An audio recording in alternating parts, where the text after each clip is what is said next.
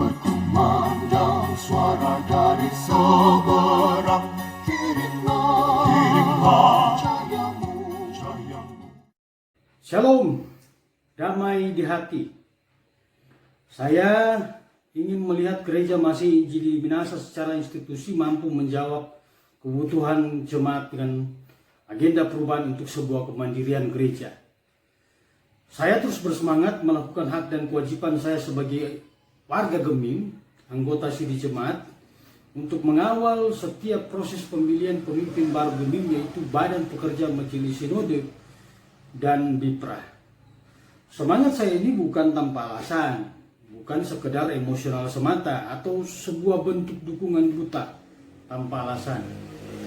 Alasan saya secara konstitusional adalah saya sebagai anggota Sidi Jemaat yang secara otomatis sebagai anggota gereja masih Injili di Minasa telah menghabiskan cukup banyak waktu untuk melihat sebuah perubahan.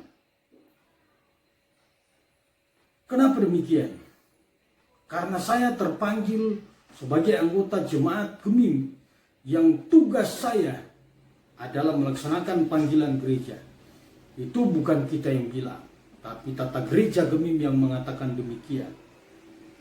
Saya menginginkan pemimpin, siapapun itu, adalah mereka yang mampu menempatkan Gemim secara sungguh-sungguh pada tempat yang sesuai. Saya menginginkan pemimpin tidak sekedar dihormati, tapi memiliki kapasitas yang kuat, memiliki hati, tapi memiliki jiwa kasih, mampu memberi solusi dan bersikap bijak. Pemimpin yang tidak hanya didengar saat berinteraksi dengan lingkungan di luar Gemim, tapi juga memiliki kemampuan berkomunikasi dan mendengar saat berinteraksi dengan jemaat.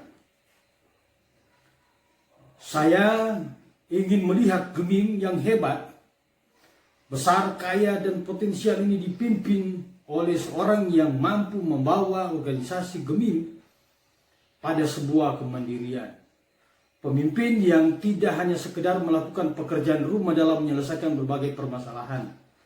Pemimpin yang tidak hanya sibuk dengan agenda rutinitas yang menguras tenaga, pikiran, bahkan anggaran untuk sesuatu yang tidak memiliki asas manfaat bagi kemandirian gereja. Saya menginginkan pemimpin yang mampu mengembalikan fungsi pelayanan pada rel yang sesungguhnya, membangun kembali keutuhan jemaat dengan kebijakan-kebijakan yang diinspirasi oleh nilai-nilai kekristenan. Pemimpin yang berani mengatakan ya pada kebenaran dan tidak pada ketidakadilan. Ini hanya sebuah keinginan panjang saja. Apakah ini bisa terwujud? Jawabannya ada pada mereka yang bertugas memilih pemimpin Gemim, yang dimulai dari penjaringan bakal calon BPMS Gemim, pemilihan komisi kategorial sinode, hingga sidang majelis sinode pada Maret mendatang. Lantas, apa yang harus jemaat lakukan pada proses pemilihan pemimpin baru Gemim?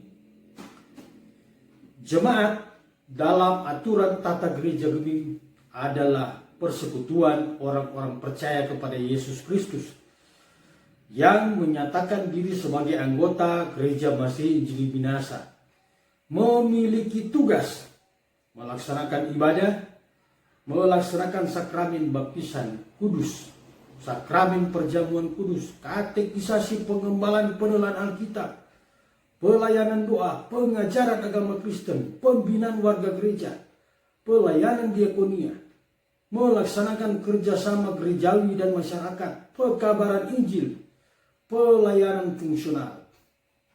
Tentu, kita sebagai jemaat tidak hanya menggumuli dalam doa setiap proses pemilihan pemimpin baru Gemim, tapi sebagai anggota organisasi gereja masih Injili di Minasa, kita memiliki hak dan kewajiban untuk menyampaikan keinginan dan harapan kita jemaat kepada mereka yang diutus untuk melaksanakan tugas pemilihan. apa yang kita sampaikan tentu belum menjamin harapan dan keinginan kita terhadap pemimpin baru ini. Semua kembali lagi kepada mereka yang diutus untuk melakukan tugas dari setiap proses pemilihan. Apakah mereka memilih dengan iman dan sesuai dengan harapan jemaat, atau hanya karena keegoisan, karena kepentingan, atau dukungan buta semata?